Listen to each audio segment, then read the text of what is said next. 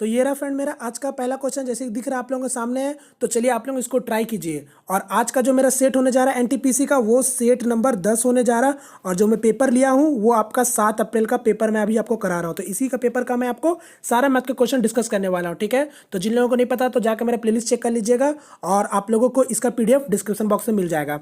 तो चलिए क्वेश्चन की ओर आते हैं। तो देखिए क्वेश्चन में क्या बोला आपका, एक डाटा सेट का प्रसारण 361 है तो मानक विचलन ज्ञात कीजिए। तो देखिए सिंपल सा क्वेश्चन है। आपको क्या बोल दिया, कोई डाटा सेट का आपको वेरिएंस दे दिया है, ठीक है। प्रसारण मतलब वेरिएंस आपको दे दिया है। तो आपसे पूछा है क्या है, सिंपल सा स्टैंडर्ड डिविएशन बताइए, मतलब मानक विचलन बताइए। तो आपको पता होगा मानक विचलन निकालने के लिए अगर आपको प्रसारण दे दिया है तो आप क्या करते हैं, अंडर रूट प्रसारण यानी अंडर रूट वेरिएंस। तो यहाँ पास आपका क्या हो जाएगा, अंडर रूट के अंदर 361 आ जाएगा। क्लियर है। तो बस जब ये आपका बाहर निकलेगा तो वही आपका मानक विचलन हो जाएगा। तो क्या हो जाएगा आपका, ये 19। तो इसका आंसर हो गया आपका ऑप्शन नंबर बी।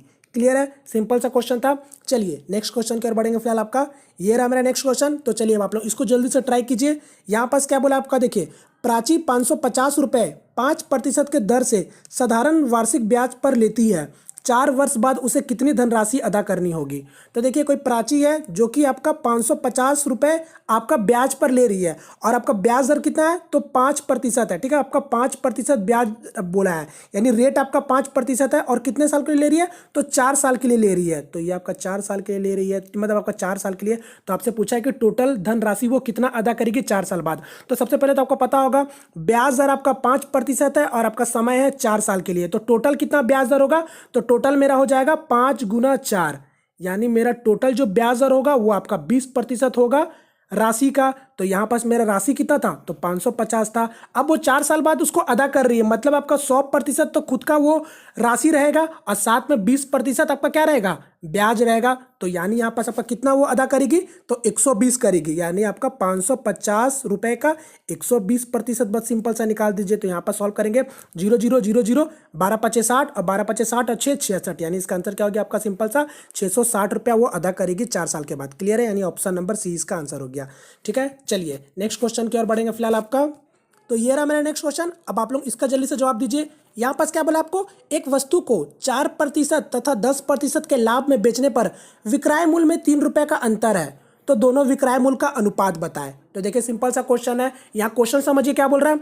कोई वस्तु है, ठीक है, कोई वस्तु को जब आपका 4% लाभ में बेचने के बजाय जब 10% के लाभ में बेचता है तो 3 रुपए का अंतर मिलता है आपको विक्रय मूल्य में। क्लियर है। तो आपसे क्या पूछा है, तो दोनों विक्रय मूल्य का अनुपात बताएं, मतलब आपका 4% में जब बेच रहा था उसका विक्रय मूल्य का अनुपात, और आपका जब 10% के लाभ में बेच रहा था उसका विक्रय मूल्य का अनुपात बताएं। तो सिंपल सा क्वेश्चन है। अब आप समझ लीजिए, यहां पास कोई भी वैल्यू को आप 100 रुपये मान लीजिए वो 100 रुपये का सामान है। अब जब 4% जब लाभ में बेचेंगे तो कितना बेचेंगे, 104 में बेचेंगे। और जब वही 100 रुपये के सामान को जब 10% का लाभ में बेचेंगे तो कितना बेचेंगे, तो 110 रुपये में बेचेंगे।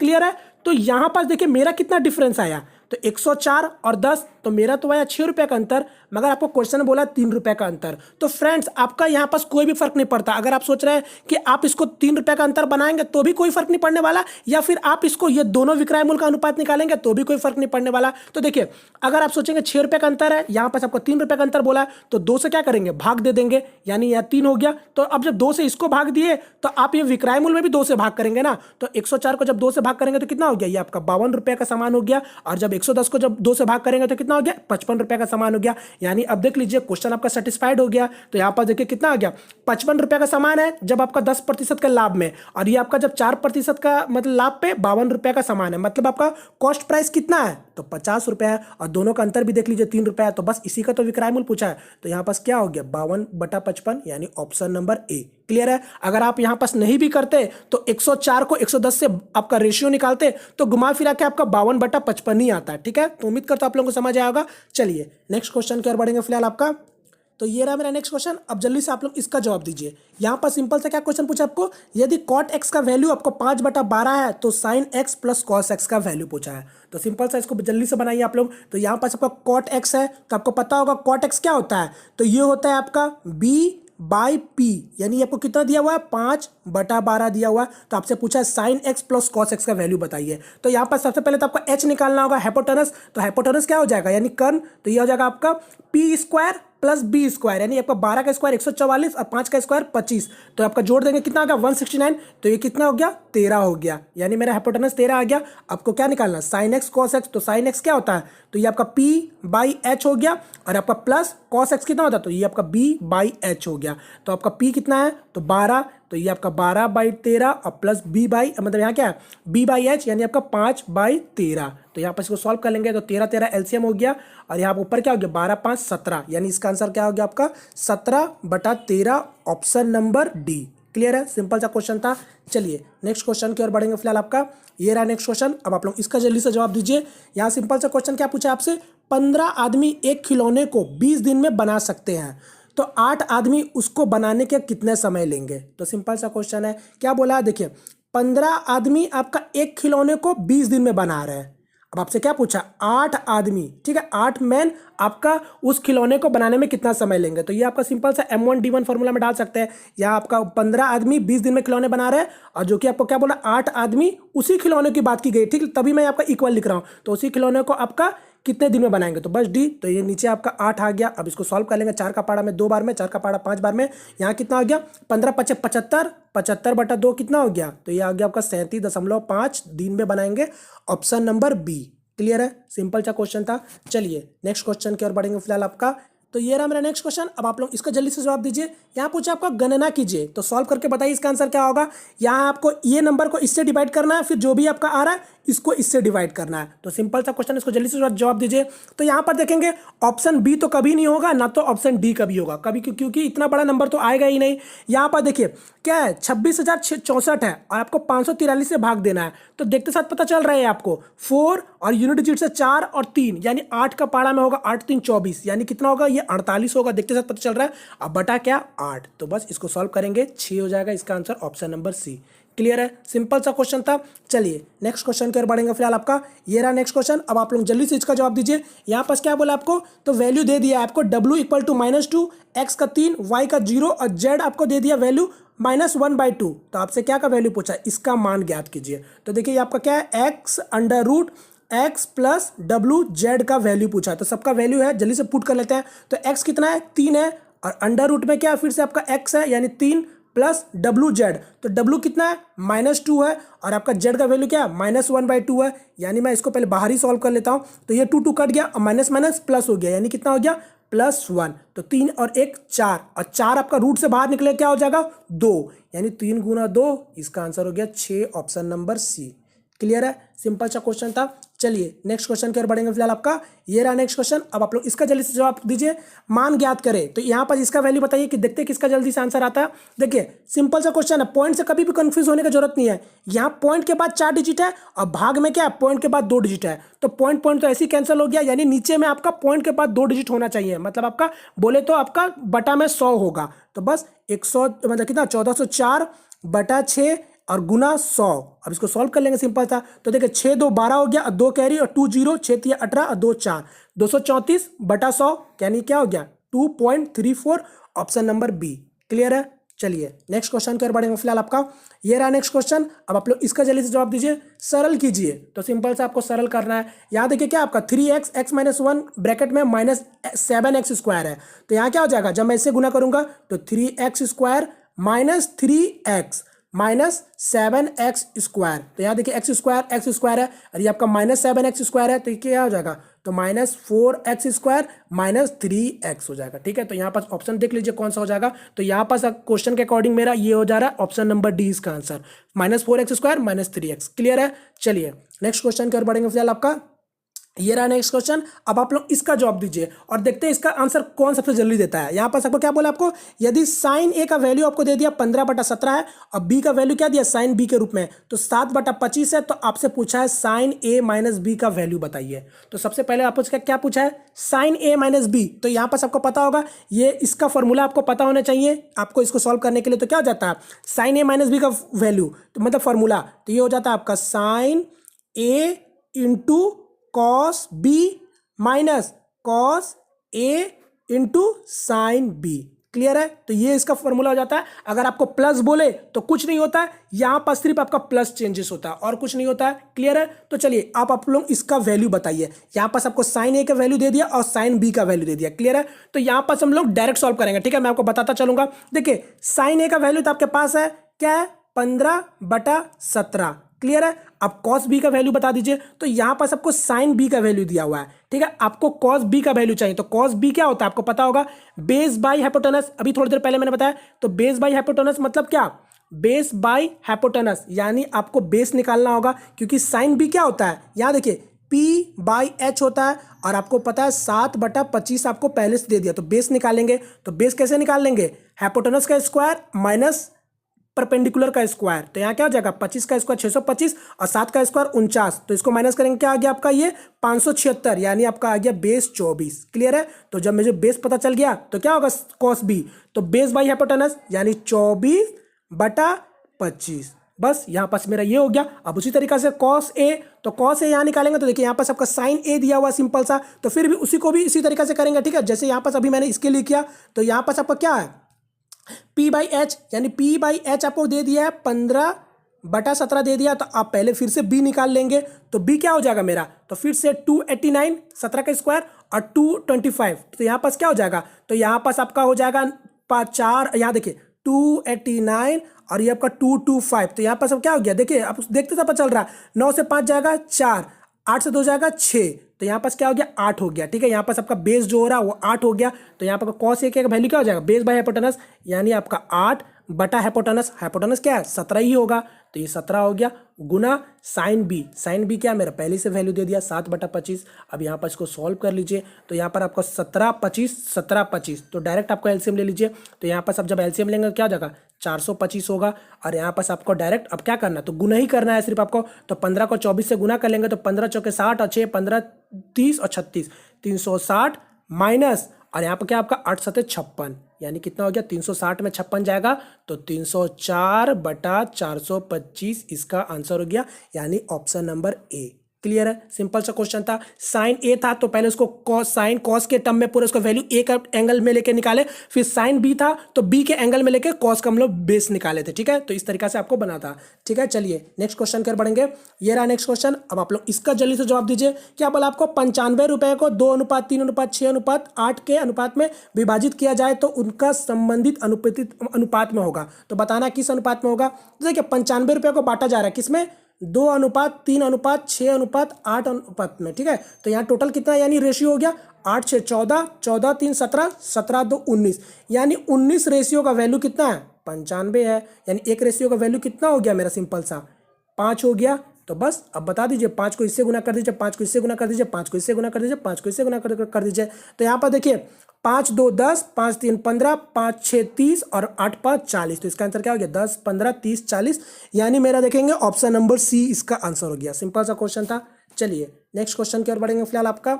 ये रहा नेक्स्ट क्वेश्चन। अब आप लोग इसका जल्दी से जवाब दीजिए। ये वाला क्वेश्चन हम लोग पहले भी इस टाइप का कर चुके हैं और इस टाइप का क्वेश्चन आपका पूछा ही जाता है। ठीक है, जब अब तक जितने भी आपका रेलवे के एग्जाम पूछे गए हैं। यहाँ पर देखेंगे क्या बोला आपको, एक बाहुभुज में प्रत्येक बाहा कोण 120 डिग्री का है तो भुजाओं की संख्या बताएं।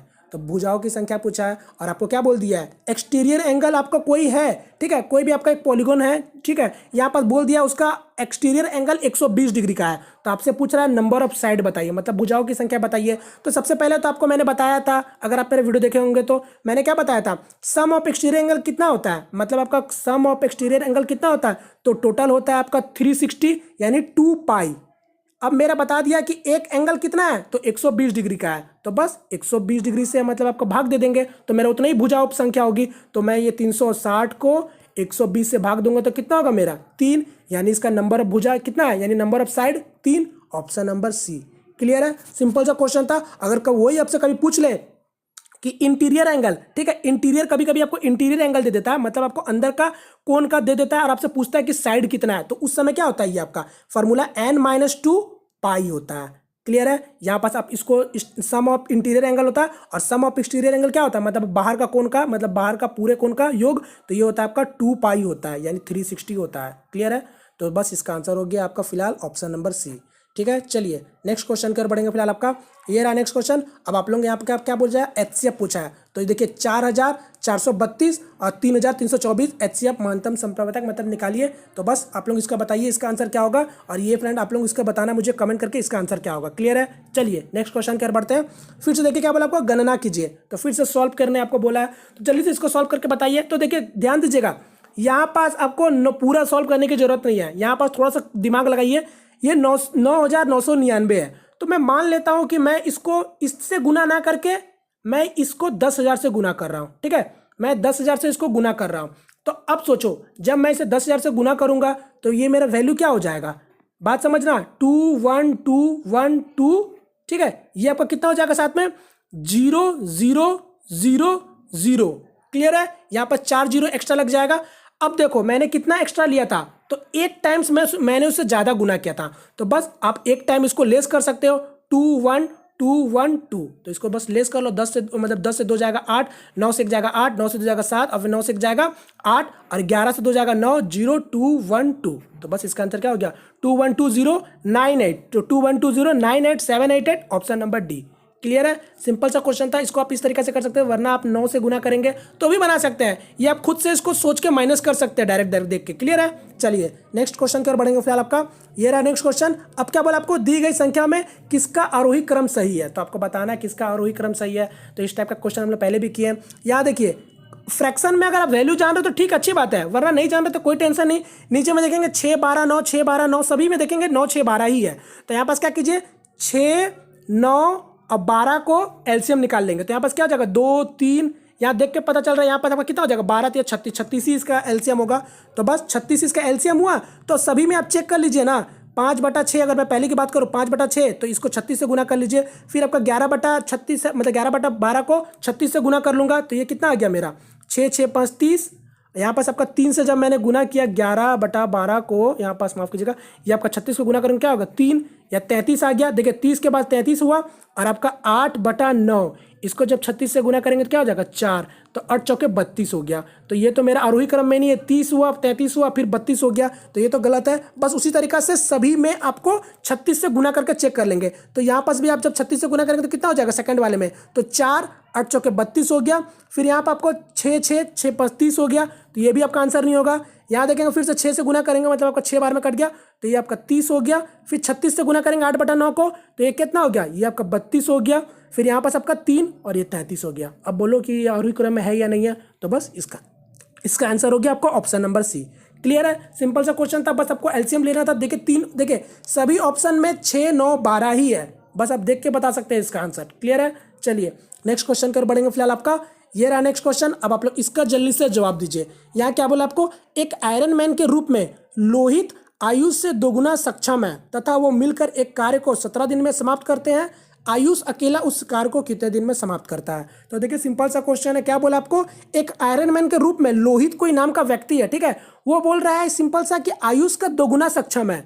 मतलब आपका कोई लोहित है, ये कोई लोहित है, और कोई आपका एक आयुष है। ठीक है, जो बोल रहा है लोहित है वो आपका आयरन मैन के रूप में दोगुना सक्षम है आयुष से। मतलब क्या हो रहा है, अगर आपका आयुष एक काम कर रहा है तो लोहित आपका 2 काम कर रहा है, क्योंकि उसका दोगुना सक्षम रखता है। अब बस ये आपको पता चल गया। और आपको क्या बोला साथ में कि वो मिलकर कार्य को 17 दिन में समाप्त कर देते हैं, मतलब मिलकर कार्य कर रहे हैं। तो मैंने क्या बोला अभी, अगर आपका लोहित 2 काम कर रहा है तो आयुष आपका 1 काम कर रहा है, तो दोनों मिला के कितना काम करेंगे, तो 3 काम करेंगे। तो बोला 17 दिन में अगर आप काम खत्म कर सकते तो मतलब टोटल काम कितना हो गया, तो गुना 17 यानी 17 तिया 51 काम हो गया। अब आपसे क्या पूछा था, आयुष अकेला उस काम को कितने दिन में समाप्त करेगा। तो आयुष देखिए 1 काम कर रहा था, तो बस 51 को 1 से भाग दे देंगे तो कितना होगा, यानी आपका 51 ही होगा घुमा फिरा के, यानी आपका आयुष कितने दिन में काम खत्म करेगा, ऑप्शन नंबर बी 51 दिन में। क्लियर है, सिंपल सा क्वेश्चन था। चलिए नेक्स्ट क्वेश्चन की ओर बढ़ेंगे। फिलहाल आपका ये रहा नेक्स्ट क्वेश्चन। अब आपको फिर से इसको हल कीजिए। तो सिंपल सा क्वेश्चन है,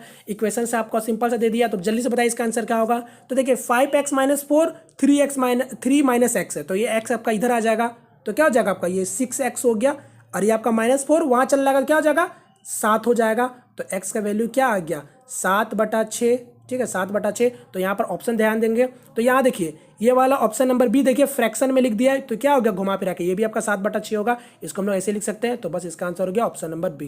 क्लियर है। चलिए नेक्स्ट क्वेश्चन की ओर बढ़ेंगे। तो ये रहा मेरा नेक्स्ट क्वेश्चन। अब देख लीजिए आपको डीआई से क्वेश्चन पूछा गया है, ठीक है। तो आप लोग इसका जल्दी से जवाब दीजिए। तो हम लोग देखते हैं डीआई में आपका क्या बोला गया है। तो यहाँ पास आपका बोला है नीचे की टेबल इसके आंकड़े देता है, ठीक है। वर्षों से विभिन्न राज्यों से एक प्रतियोगिता परीक्षा में आवेदन किए हुए उम्मीदवारों की संख्या और उसमें से उत्तीर्ण उम्मीदवारों की संख्या, ठीक है। तो अब देखिए यहाँ पास क्या बोला आपका, कोई एक टेबल दे दिया गया है जहाँ पास आपका विभिन्न राज्य है, जैसे कि दिख रहा होगा MNPQR। ये आपका कोई प्रतियोगिता परीक्षा हो रहा है, ठीक है। यहाँ पास आपका अगर मैं बात करूँ 1997 में आपका वो परीक्षा हुई थी, तो M राज्य से आपका 5200 बच्चा आपका अप्लाई किए थे, मतलब आपका एग्जाम दिए थे और उसमें से क्वालिफाई हुए हैं 720। उसी तरीका से 1998 में M राज्य से 8500 बच्चा आपका दिए थे, जिसमें से आपका क्वालिफाई हुए थे 980 बच्चा। क्लियर है। तो इसी तरीका से आपको विभिन्न वर्षों का आपको डाटा दे दिया गया है, कोई प्रतियोगिता परीक्षा में कितने बच्चे आपका एग्जाम दे रहे हैं और कितने बच्चे आपका उत्तीर्ण हो रहे हैं। क्लियर है। तो ये था आपका सिंपल सा डाटा में। क्लियर है। तो अब हम लोग देखते हैं इससे रिलेटेड क्वेश्चन क्या पूछा गया। तो क्वेश्चन में आपसे पूछा गया है कि दिए गए वर्षों के दौरान राज्य एम में मतलब राज्य एम से उपस्थित उम्मीदवारों की औसत संख्या क्या है। तो आपसे सिंपल सा क्या पूछा है, यहाँ पास आपसे एम राज्य का पूछा है औसत उपस्थित उम्मीदवार की। मतलब यहाँ पर देखेंगे राज्य एम, यहाँ पास मेरा ये हो गया। आपसे क्या पूछा है, उपस्थित उम्मीदवारों का औसत संख्या। तो यहाँ देखिए 1997 में, 98 में, 99 में, 2000, 2001 में आपका पूछा है। तो यहाँ देख लीजिए कितना आपका देखेंगे, यहाँ पास टोटल आपका 1997 में 5200 बच्चा अप्लाई किया था, यहाँ आपका 8500, यहाँ 7400, यहाँ 6800, यहाँ आपका 9500। तो ये क्या करेंगे, सभी को जोड़ लेंगे और आपका 5 से भाग दे देंगे सिंपल सा, क्योंकि टोटल 5 वर्ष है और आपसे औसत पूछा है। तो यहाँ देखिए 0 0 ऐसे हो गया, 5 और 8 13, 13 4 17, 17 5 22 और 22 2 24। यहाँ 24 हो गया, 2 कैरी 5 7, 7 8 15, 15 7 22, 22 और 6 28, 28 और 9 37। तो कितना हो गया मेरा 37,400 बच्चा पूरे 5 वर्षों में एम राज्य में एग्जाम देते हो। आपसे औसत पूछा है तो 5 से भाग दे देंगे तो कितना हो जाएगा 7 5 35 और 2 और 4। तो यहाँ पास क्या हो गया 5 चौके 20 और 4 0 8 और 0।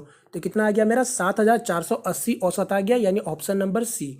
क्लियर है। तो सिंपल सा क्वेश्चन था। चलिए नेक्स्ट क्वेश्चन की ओर बढ़ेंगे। फिलहाल आपका ये रहा नेक्स्ट क्वेश्चन। अब आपका फिर से डीआई से, तो आप लोग इसका जवाब दे सकते हैं। यहाँ पास आपका क्वेश्चन क्या बोला आपको, निम्नलिखित किन वर्षों में आर राज्य के उपस्थित उम्मीदवारों की संख्या में से योग्य उम्मीदवारों का अधिकतम प्रतिशत है। तो देखिए अब आपसे क्या क्वेश्चन ने पूछा है, समझिएगा। क्वेश्चन में आपसे पूछा है कि आपको बताना कौन सा वर्ष में आपका आर राज्य में, मगर बात करूं तो आर राज्य में आपसे पूछा है कि कौन सा वर्ष में आपका जो आपका अप्लाई किए थे बच्चा, ठीक है ना। मान लो अगर मैं बात करूं 1997 में अगर आपका बच्चा टोटल अप्लाई किए थे 7800, तो उसमें आपको बताना है कि क्वालिफाइड जो बच्चा हुए हैं उसमें से किस वर्ष में आपका अधिकतम क्वालिफाई हुए हैं। बात समझ रहे हैं। यहाँ पास आपसे पूछा है कि अधिकतम क्वालिफाई किस वर्ष में आपका बच्चा हुए हैं। क्लियर है। तो यहाँ पास आप क्या करेंगे, यहाँ पास अगर मैं बात करूँ 7800 बच्चा आपका एग्जाम दिए थे और 870 बच्चा क्वालिफाई हुए थे, तो कितना प्रतिशत आपका क्वालिफाई हुए थे, तो 870 बटा 7800 और ये आपका गुना 100। तो 0 0 कैंसिल हो गया, 0 0 कैंसिल हो गया, तो 78 को 870 से भाग दे देंगे तो ये आपका कितना निकल के आ जाएगा, तो ये आपका करीब करीब 11.15% हो जाएगा। ठीक है। तो ये तो था आपका कितना, ये था आपका 1997 की बात की गई थी, मतलब का 11.15%। अब उसी तरीका से आपको 98 का बताना है, 99 का बताना है, 2000 का देखना है और देखना है सबसे ज्यादा कौन सा वर्ष में आपका अधिकतम है, तो वही इसका आंसर हो जाएगा, क्योंकि आपसे यही पूछा है उम्मीदवारों की संख्या में योग्य उम्मीदवारों का अधिकतम प्रतिशत किस में है। तो यहाँ पास आपका देखेंगे तो 1998 को उसी तरीका से करेंगे, टोटल आपका पास हुए 940 और टोटल कितना बच्चा में, तो 7600 में। तो जब आप यहाँ पर इसका प्रतिशत निकालेंगे तो यहाँ पास आ जाएगा आपका 12.36% आ जाएगा। और 1900 जब 99 में निकालेंगे तो ये आपका आ जाएगा करीब करीब 13.72। और जब 2000 का निकालेंगे मतलब 945 बच्चे जब पास कर रहे हैं 7600 में, तो ये आपका आएगा 12.42। क्लियर है। और आपका 2000 वर्ष तो आपका ऑप्शन में है ही नहीं, तो यहाँ पास आप देख लीजिए अधिकतम वर्ष प्रतिशत किसका है, तो यहाँ दिख रहा होगा 1999 में, क्योंकि आपका देख रहा है 13% है, तो इसका आंसर क्या हो जाएगा आपका ऑप्शन नंबर डी। क्लियर है। चलिए नेक्स्ट क्वेश्चन कर बढ़ेंगे। फिलहाल आपका ये रहा नेक्स्ट क्वेश्चन। अब आप लोग इसका जल्दी से जवाब दीजिए, यहाँ आपका सिंपल से सॉल्व करना है। तो ये क्या आपको बोला 4 का पावर में -3/2। तो यहाँ पर सबसे पहले आप लोग क्या लिखेंगे, 4 को 2/2 लिख सकते हैं, यानी 2 का पावर में 2, और ये आपका क्या ऊपर में -3/2 है, ये 2 कट जाएगा तो क्या आ गया मेरा, तो ये आ गया मेरा 2 का पावर में -3। अब देखिए 2 का पावर में -3, तो आपको पता है ये -3 कैसे होता है, जब आपका 1/2 रहता है तो हम लोग इसको कैसे लिखते हैं, तो 2 - 1 लिखते हैं। जब ये आपका नीचे चल रहा था तो 1/2 हो जाता है, तो उसी तरीका से ये आपका 2 पे पावर -3 है, तो ये आपका नीचे जाएगा तो क्या हो जाएगा, तो ये आपका 2/3 हो जाता है, मतलब 2 के पावर में सिंपल सा 3 हो जाता है, तो बस 2 के पावर में 3 क्या होगा, यानी आपका 8, यानी 1/8 इसका आंसर हो गया ऑप्शन नंबर सी। क्लियर है, तो सिंपल सा क्वेश्चन था। चलिए नेक्स्ट क्वेश्चन की ओर बढ़ेंगे। ये रहा नेक्स्ट क्वेश्चन। अब आप लोगों से क्या पूछा है, आंकड़ों का बहुलक बताइए। तो बताइए आप लोग इसका, यानी बहुलक पूछा है मतलब आपको मोड पूछा है, ठीक है, मोड बताइए इसका क्या होगा आंकड़ों का। तो यहाँ पास आपको पता होगा हम लोग मोड कैसे निकालते हैं, बहुलक। तो सबसे ज्यादा बार जो आपका नंबर रहता है वही आपका वो आंकड़ा का बहुलक होता है। तो यहाँ पास आप ध्यान देंगे तो सबसे ज्यादा बार कौन सा दिख रहा है, तो देखिए 1/2, 1/2, 1/2 और क्या है, देखिए 3 बार तो आपको दिख चुका है, बस 1/2 आपको 3 बार दिख चुका है। और कोई संख्या के रूप में बात करूं तो देखिए ये 1/4 आपको 1 बार और 2 बार दिख रहा होगा, और यहाँ पर आपका 3/4 तो एक ही बार है, तो होगा नहीं, ये सॉरी ये भी 2 बार है, और यहाँ पर आपका 2 एक बार है और 1 बार है। तो सबसे ज्यादा बार कौन सा संख्या दिख रहा है, तो 1/2 दिख रहा है। तो बस इसका बहुलक क्या हो जाएगा, यानी आपका मोड क्या जाएगा 1/2, ऑप्शन नंबर बी। क्लियर है, सिंपल सा क्वेश्चन रहता है आपका बहुलक जब आपसे पूछे तो। चलिए नेक्स्ट क्वेश्चन की ओर बढ़ेंगे फिलहाल आपका। तो ये रहा मेरा नेक्स्ट क्वेश्चन। अब आप लोग इसका जल्दी से जवाब दीजिए। यहाँ क्या बोला आपको, प्रकाश एक एफडी में निवेश करता है 13,000 रुपए पर 6 महीने के लिए, 20% का वार्षिक चक्रवृद्धि ब्याज से परिपक्वता राशि क्या होगी, ब्याज तिमाही संयोजित होता है। तो देखिए सिंपल सा क्वेश्चन है, कोई प्रकाश है जो कि आपका एफडी निवेश कर रहा है, कितना कर रहा है, तो 13,000 आपका एफडी निवेश कर रहा है, 6 महीने के लिए कर रहा है, और 20% का वार्षिक चक्रवृद्धि ब्याज से कर रहा है, मगर जो आपका ब्याज होगा वो आपका तिमाही संयोजित हो रहा है। क्लियर है, तिमाही हो रहा है, यानी क्वार्टरली हो रहा है। तो मैंने इससे पहले भी आपको बताया था, यहाँ पर आपका चिंता की बात नहीं है। 6 महीने के लिए कर रहा है, मतलब जो आपका टाइम कितना है, तो 6 मंथ आपको बोला है, और रेट कितना दे दिया, तो रेट आपको दे दिया 20% का। तो आपको बोला चक्रवृद्धि ब्याज निकालिए, मगर ब्याज आपका तिमाही होना चाहिए। तो देखिए तिमाही बोला तो कोई तकलीफ की बात नहीं है, आपका तिमाही करना है तो सिंपल से क्या कीजिए, जो प्रिंसिपल है वो तो 13,000 का 13,000 ही रहेगा, बात समझ रहे, 13,000 ही रहेगा। यहाँ पर जो मेरा समय रहता है उसको क्या करते हैं हम लोग, गुना कर देते हैं 4 से, और जो रेट रहता है उसको 4 से भाग दे देते हैं। यानी मगर 6 महीने में अगर 4 से गुना करो तो क्या हो जाएगा, 24 महीना हो जाएगा, मतलब 2 साल आपका समय हो गया अब आपका। और जो रेट था वो आपका 20% था, तो 4 से भाग देंगे तो क्या हो जाएगा, ये आपका 5% रेट हो गया। तो बस अब आप सिंपल सा इसका चक्रवृद्धि ब्याज निकाल लीजिए, वही आपका तिमाही हो जाएगा 6 महीने के लिए, बस निकाल सकते हैं यहाँ पास आपका। और मैंने आपको ये भी बताया था एक तरीका से, अगर आपसे कभी 6 महीने पूछ ले तो 6 महीने में क्या करते हैं, 2 से गुना करेंगे और रेट में 2 से भाग करेंगे। तो बस अब या तो आप इसको फॉर्मूला में निकाल सकते हैं, या तो अगर आपको पता होगा सिंपल सा क्या बोला, 2 सालों के लिए बोला है 5% का ब्याज दर से, तो 1 साल का ब्याज दर कितना हो जाएगा, तो 5% हो जाएगा, और दूसरा साल के लिए क्या हो जाएगा, फिर से 5% और प्लस इसका 5%, तो क्या हो गया 0.25, यानी जो टोटल मेरा प्रतिशत होगा ब्याज दर कितना होगा, 10.25 होगा 2 साल के लिए पूरा ब्याज दर। तो बस अब आपका प्रिंसिपल कितना था, तो 13,000 रुपया था। तो आपको बोला है 6 महीने बाद उसको कितना राशि मिलेगा, तो पहला तो आपको पूरा 100% पूरा राशि मिलेगा, और साथ में कितना मिलेगा, 10.25% ब्याज दर के रूप में। तो कितना हो जाएगा मेरा टोटल, यानी 110, यानी आपको निकाल लीजिए 110, मतलब आपका 110.25% निकाल दीजिए, बस इसका आंसर यही हो जाएगा। तो इसको आप सॉल्व कर लेंगे, यहाँ 0 0 कैंसिल हो गया, और इसको इससे गुना करेंगे तो क्या जाएगा आपका, ये 14,332.25। तो ये हो गया, यानी ऑप्शन नंबर 1 इसका आंसर हो जाएगा, सिंपल सा। क्लियर है, चलिए नेक्स्ट क्वेश्चन की ओर बढ़ेंगे फिलहाल आपका। तो ये रहा मेरा नेक्स्ट क्वेश्चन। अब आपका प्रॉफिट लॉस है क्वेश्चन, तो जल्दी से आप लोग इसका जवाब दीजिए। यहाँ क्या बोला आपको, अमित एक बस को 15% का हानि पर 23,800 रुपये में बेचता है, तो उसे 15% का लाभ पाने के लिए उसे कितने कीमत में बेचना चाहिए। तो देखिए सिंपल सा क्वेश्चन है, कोई अमित है अपना बस को 15% के हानि में बेच रहा है बस को, और कितने में बेचा, 23,800 में बेचा, तो मतलब कितने में बेच रहा है वो बस को, तो 85% में बेचा है बस को, कितने दाम में, 23,800 रुपये में। अब आपसे पूछा है क्या कि 15% का लाभ पाने के लिए बस को कितने में बेचना चाहिए, मतलब आपका 100% खुद का बस का दाम होगा, और साथ में उससे 15% का प्रॉफिट चाहिए, तो टोटल कितने में बेचेगा, 115% में बेचेगा, तभी जाकर उसको 15% का लाभ होगा। तो बस देखो 85% का वैल्यू आपको दे दिया, और आपसे पूछा है क्या 115% का वैल्यू बताइए, तो क्या हो जाएगा आपका, नीचे 85 और गुना 115, तो सॉल्व कर लेंगे, 5 का में 17 बार में, अब 5 का में ये आपका 23 बार में हो गया, फिर 17 से इसको काट लेंगे, 17 कम 17, 6 और 8, 17 चौके 68, यानी 14 और डबल जीरो लग गया, गुना कर लेंगे, 14 तिया 42 हो गया, और 4 कैरी, 14 2 28 और 4 32, यानी इसका आंसर हो गया, डबल जीरो लगा के 32,200 रुपये में बेचेगा बस को, जब आपको 15% का लाभ कमाने के लिए। तो इसका आंसर हो गया ऑप्शन नंबर डी। क्लियर है। चलिए नेक्स्ट क्वेश्चन की ओर बढ़ेंगे फिलहाल आपका। तो ये रहा मेरा नेक्स्ट क्वेश्चन। अब आप देखिए यहाँ पास क्या बोला आपको, रजनीश क्रमश 6 किलोमीटर प्रति घंटा, 4 किलोमीटर प्रति घंटा, 8 किलोमीटर प्रति घंटा के चाल से बराबर दूरी तय करता है तथा कुल 32.5 मिनट का समय लेता है, तो कुल दूरी किलोमीटर में ज्ञात कीजिए। तो देखिए कि सिंपल सा क्वेश्चन है, पहले क्वेश्चन समझ लीजिए क्या बोल रहा है। कोई रजनीश है, ठीक है, वो आपका कोई दूरी तय कर रहा है, मतलब इतना से इतना दूरी तक जा रहा है।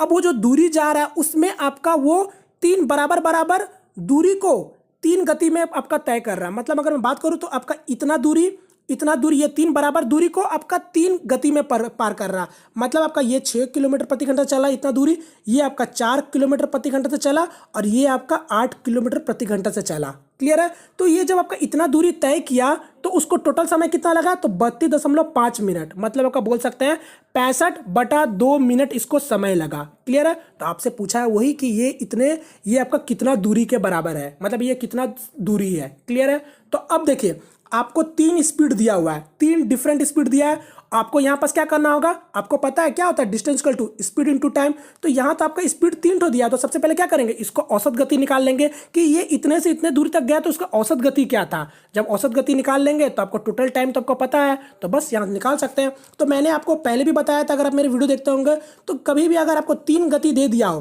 तो अगर आपसे पूछा औसत गति निकालने के लिए तो क्या करते हैं हम लोग, तो 3 into S1 into S2 into S3 बटा में क्या आपका S1 प्लस मतलब आपका S1 इंटू S2, ठीक है, plus S2 into S3 plus S3 into S1। ये है आपका 3 गति जब आपको दे देता है तब इसका औसत गति होता है। क्लियर है। और इसका जब आपको पता होगा जब 2 गति देता है तब आपको आपसे पूछे औसत गति क्या होता है, तब क्या करते हैं आप 2 into S1 into S2 divided by S1 plus S2। तो ये हो गया आपका एवरेज स्पीड जब 2 गति दिया हो, और ये आपका 3 गति। तो यहाँ पास हम लोग क्या करेंगे, आपको 3 गति दिया हुआ तो इस वाले में डाल देंगे। तो यहाँ पास मैं डायरेक्ट करता हूँ, तो 3 इंटू 6 इंटू 4 इंटू 8। क्लियर है। अब आपका 6 चौके 24, 4 8 32 और 8 छके 48। तो बस जोड़ लेंगे, 8 10 4 14 हो गया, 4 3 7 2 9 और 1 10। तो कितना आ गया मेरा टोटल 104। अब इसको सॉल्व कर लेंगे, ये मेरा औसत गति हो गया। तो यहाँ से आपका 4 का बार में 2 बार में काटेंगे, यहाँ आपका 2 और 6, फिर आपका काटेंगे 13। अब आपका देख लीजिए और कुछ तो कटेगा नहीं। तो मेरा कितना आ गया 6 चौका 24 और 24 3 72, यानी 72/13। अब क्या नहीं है मेरा कितना आ गया गति, तो 72/13 आ गया। अब आपको पता है distance equal to speed into time होता है, ये मेरा स्पीड हो गया। टाइम कितना था, तो 32.5 मिनट, यानी आपका 65/2 मिनट है। तो आपको क्या करना पड़ेगा, घंटा में ले जाना होगा। तो घंटा में क्या करेंगे, 60 से भाग दे दीजिए, सिंपल सा। और तो बस इसको सॉल्व कर लेंगे। 13 को 5 बार में कट गया, फिर ये 5 आपका 12 बार में कट गया, तो 12 2 24, 24 को 72 3 बार में काट गया, यानी इसका आंसर क्या हो गया, 3 किलोमीटर मतलब आपका दूरी हो गया। इसका answer option number D. Clear है। सिंपल सा क्वेश्चन था। चलिए नेक्स्ट क्वेश्चन की ओर बढ़ेंगे फिलहाल आपका। ये रहा नेक्स्ट क्वेश्चन। अब आप लोग इसको भी ट्राई कर सकते हैं। यहाँ पर थोड़ा सा क्वेश्चन में थोड़ा सा हल्का मिसप्रिंट हुआ। यहाँ देखिए क्या बोला आपका, नम्रता एक स्थान से चलकर उसी स्थान पर वापस आने में 4 घंटा 15 मिनट का समय लेती है। ठीक है। यहाँ पर जैसे कि बताया गया चलकर जाने और वाहन से वापस आने में। ठीक है। मतलब अगर कोई नम्रता अगर आपका इस स्थान से इस स्थान तक गई और आपका ये तो गई पैदल, मगर जब वो वापस आई है वाहन से आई है तब आपका समय कितना ले रही है, तो 4 घंटा 15 मिनट ले रही है। क्लियर है। आगे क्या बोला आपको, वह दोनों रास्ते 5 घंटा 30 मिनट में तय कर सकती है। मतलब आपका जा रही भी पैदल और आ भी रही है पैदल, तब कितना समय लग रहा, तो 5 घंटे 30 मिनट लग रहा। तो आपसे क्या पूछा है कि उसे दोनों रास्ता में वापस आने में लगने वाला समय बताइए। मतलब आपका पूछा है आपसे क्या कि उसको टोटल समय कितना लगेगा आपका जब दोनों रास्ता जाएगी और आएगी, तो आपको समय बताना। मगर यहाँ पर आप कंफ्यूज होंगे कि किस में, तो यहाँ पर आपका गाड़ी में। ठीक है। वाहन में आपको जाना है और वाहन से ही आपको आना, तब का आपको समय पूछा है। क्लियर है। तो यहाँ पर थोड़ा सा आपको यहाँ पर आपको दे सकता था कि आपसे पूछा जाए कि वहाँ वाहन को बता देना चाहिए था। क्लियर है। तो आपसे पूछा है वाहन का बताना है कि आपको जाने में और आने में कितना समय लगा। तो सिंपल सा क्वेश्चन है। देखिए आपका वो पैदल गई और गाड़ी से आई तो कितना समय लगा, तो 4 घंटा 15 मिनट। अगर मैं मिनट से बात करूं तो कितना हो जाएगा, 4 घंटा का 240 मिनट और 15 मिनट, तो कितना हो गया 255 मिनट लगे थे आपका। कब, जब वो पैदल गई और वाहन से आई। ठीक है। चलिए यहाँ पास मेरा वो पैदल गई और वाहन से आई, और जब आपका दोनों रास्ता जब वो पैदल जाती तो कितना समय लग रहा, तो 5 घंटे 30 मिनट लग रहा है। तो मतलब कितना होगा, 5 घंटे का 6 मतलब 60 से गुना कर देंगे, यानी 300 और प्लस 30, यानी उसको टोटल अब लग रहा है कितना, 330 मिनट लगा जब वो पैदल गई और आई। अब बात समझना आप मेरा, यहाँ पर 330 मिनट लगा जब पैदल गई और आई, मतलब जब मैं इसको 2 से भाग दे दूंगा तो ये कितना आ गया आपका 165 आ गया। यानी उसको 165 मिनट लग रहा है जाने में और 165 मिनट लग रहा है आने में। और आपको शुरू में क्या बोला था कि 255 मिनट लगते हैं कब, जब वो जाती है पैदल और आती है आपका वाहन से। तो मतलब आपका वाहन से कितना आपको समय लगा होगा, जब आपका 165 इसमें से घटा देंगे सीधा सीधा, तो 255 में जब आप 165 घटाएंगे तो क्या आ जाएगा ये आपका, तो ये आ जाएगा आपका 90 मिनट। यानी उसको वाहन से आने में 90 मिनट लग रहा है। बात समझ गए, 90 मिनट आपका वाहन से जब उसको आने में लगा तो सोचो ना जाने में भी तो 90 मिनट लगा होगा। यानी 90 मिनट और 90 मिनट कितना हो गया, टोटल 180 मिनट। अब 180 मिनट कितना होता है, यानी 3 घंटा, यानी ऑप्शन नंबर ए। क्लियर है, सिंपल सा क्वेश्चन था। चलिए नेक्स्ट क्वेश्चन की ओर बढ़ते हैं फिलहाल आपका। तो ये रहा मेरा नेक्स्ट क्वेश्चन। अब आप लोग इसका जल्दी से जवाब दीजिए। यहाँ क्या बोला आपको, 6 सेंटीमीटर लंबाई तथा 2 सेंटीमीटर चौड़ाई वाले एक आयत के विकर्ण को लंबाई ज्ञात कीजिए। तो सिंपल सा क्वेश्चन है, कोई एक आपको आयत दे दिया जिसमें आपको 6 सेंटीमीटर लंबाई बोल दिया, यानी आपका लेंथ है, और आपको ब्रेथ भी, चौड़ाई भी 2 मीटर दे दिया। तो आपसे क्या पूछा, विकर्ण पूछा, यानी आपको डायगोनल पूछा है। तो आपको पता होगा विकर्ण का फॉर्मूला क्या होता है, √L² B²। तो L² कितना हो जाएगा, 6 का स्क्वायर 36 अब प्लस 2 का स्क्वायर 4, यानी कितना हो गया √40। जब इसको आप बाहर निकालेंगे तो क्या आ जाएगा आपका 2√10, यानी इसका आंसर हो गया ऑप्शन नंबर 1। क्लियर है, सिंपल सा क्वेश्चन था। चलिए नेक्स्ट क्वेश्चन की ओर बढ़ेंगे फिलहाल आपका। ये रहा नेक्स्ट क्वेश्चन। अब जल्दी से आप लोग इसका जवाब दीजिए। यहाँ क्या बोला आपको, एक दुकानदार फल खरीदने और बेचने में कम तौल का उपयोग करके 12% तक धोखा देता है, तो उसका कुल लाभ प्रतिशत बताइए। तो सिंपल सा क्वेश्चन है, आप लोगों ने भी इस टाइप का क्वेश्चन बहुत बार बनाया होगा। तो यहाँ देखिए सिंपल से समझिए, 100 यूनिट कोई सामान है, ठीक है, 100 यूनिट कोई सामान है, वो आपका क्या कर रहा है, खरीदने से लेकर बेचने तक आपका 12% तक का धोखा दे रहा है तौल में, मतलब आपका नापा तौली में। तो यहाँ पर जो 100 यूनिट का जो सामान था वो आपका कितना लेके आ जा रहा है, तो 112 लेके आ जा रहा है, क्योंकि 12% का वो आपको उसको घाटा दे के आया है। तो अब उसके बाद जब आपको 112 यूनिट लाया तो अब उसको क्या कर रहा है, आगे बेच दे रहा है किसी और को, और क्या बोल के बेच रहा है, 12% का उसको घाटा दे रहा है उसको भी। मतलब आपका ये जो आपका 112 यूनिट था उसको ये बोल के नहीं बेच रहा है कि 112 यूनिट है, वो 12% का और इसको बढ़ा के बता रहा है, मतलब आपको उसको 12% को और आगे करके बेच रहा है। तो मतलब आपका 112 का 12% क्या हो जाएगा, तो ये हो जाएगा आपका 13.44 हो जाएगा, ठीक है, 13.44 हो जाएगा। तो बस यानी आपका कितने में बेच रहा है, ये 112 को बोल के वो बेच रहा है आपका 125 यूनिट, मतलब 0.44। तो सोचो अब बताओ आपका ये 100 यूनिट को वो आपका टोटल कितने में बेच रहा है, तो 125 यूनिट 0.44 में, तो कितने का प्रॉफिट हुआ, तो 25% का प्रॉफिट हुआ कि 25% 0.44, यानी इसको प्रॉफिट हुआ 25.44, यानी इसका आंसर हो गया ऑप्शन नंबर बी।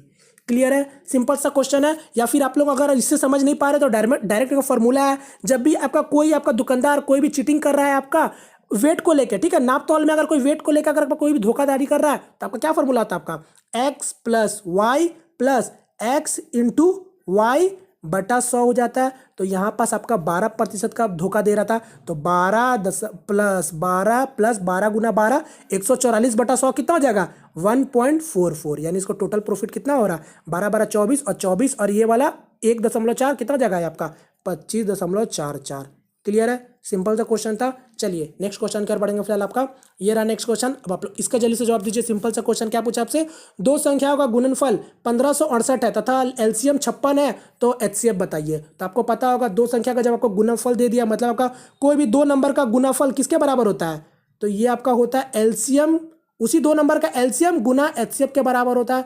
तो यहाँ पास आपको इसका गुना दे दिया कितना 1568 दे दिया है, और आपको एलसीएम कितना दिया 56 दिया है, और आपसे पूछा एचसीएफ बताओ, यानी आपको इसका वैल्यू बताओ। तो क्या होगा 56 यहाँ आ जाएगा।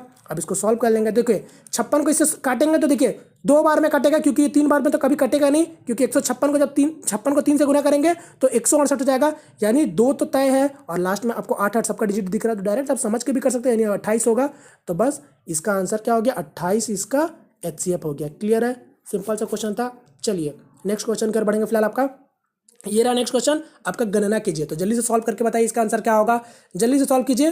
तो देखते हैं, ये देखिए यहाँ देखिए 3668 को 524 से भाग देना, तो डायरेक्ट दिख रहा है। देखिए 6 बार में यहाँ से, देखिए यहाँ तो आपको दिख रहा होगा, ये आपको जब देखिए 500 को जब आप 6 से गुना करेंगे तो कितना होता है, ये 3000 होता है। यहाँ पर आपका 3600 है, तो जाहिर सी बात है 7 से ही काटेगा, और यूनिट डिजिट से देखेंगे तो 7 चौके 28, यानी ये 7 बार में ही कटेगा। तो बस ये 7 बार में कटेगा। अब -9 है, तो यहाँ क्या हो गया आपका -2। इसका answer option number B. Clear है, सिंपल सा क्वेश्चन था। चलिए नेक्स्ट क्वेश्चन की ओर बढ़ते हैं। ये रहा मेरा नेक्स्ट क्वेश्चन और आज का लास्ट क्वेश्चन। तो यहाँ पर सबका क्या बोला आपका, दो संख्याओं का अनुपात 2:9 है तथा महत्तम संप्रवर्तक 32 है, तो एलसीएम क्या होगा। तो सिंपल सा क्वेश्चन है। इस टाइप का क्वेश्चन हम लोग पहले भी बहुत बार कर चुके हैं, फिर से सिंपल से देख लेते हैं। दो संख्या आपको क्या बोला, यानी आपका कोई दो संख्या 2x और 9x, आपको क्या बोल दिया, उसका एचसीएफ 32 है, मतलब आपका महत्तम संप्रवर्तक 32 है। तो आपको सिंपल सा क्या पूछा, एलसीएम बताइए। तो देखो यहाँ पर 2x और 9x, तो यहाँ पर इसका महत्तम संप्रवर्तक क्या होगा, यही x होगा, और ये x किसका है, बराबर होगा। एचसीएफ तो आपको बोल दिया 32 है, तो बस ये x का वैल्यू सीधा सीधा आपको पता चल गया क्या है, 32 है। तो बस यानी कितना हो गया, बराबर वो संख्या क्या हो गया, तो 32 2 64 हो गया। और 32 को 9 से गुना कर लेंगे तो क्या हो जाएगा आपका, 9 2 18, 9 3 27 और 1 28। तो बस ये इसका एलसीएम निकाल लो सीधा सीधा। इसका जो एलसीएम निकाल लोगे तो बस आपका वही आंसर हो जाएगा। जब आप इसको यहाँ पर सॉल्व करोगे तो इसका आंसर हो जाएगा आपका ऑप्शन नंबर ए 576। क्लियर है, तो ये था सिंपल सा क्वेश्चन। चलिए तो फ्रेंड्स यहाँ पास मेरा आज का ये आपका सेट खत्म होता है। तो उम्मीद करता हूँ फ्रेंड्स आपको आज का वीडियो पसंद आया। अगर पसंद आए तो प्लीज़ वीडियो को लाइक करके अपना सपोर्ट जरूर दिखाइएगा। यदि हमारे चैनल पहली दफा है तो प्लीज़ चैनल को सब्सक्राइब कर लीजिए। ठीक है फ्रेंड्स, तो मिलते हैं फ्रेंड्स नेक्स्ट वीडियो में। तब तक के लिए जय हिंद, जय भारत।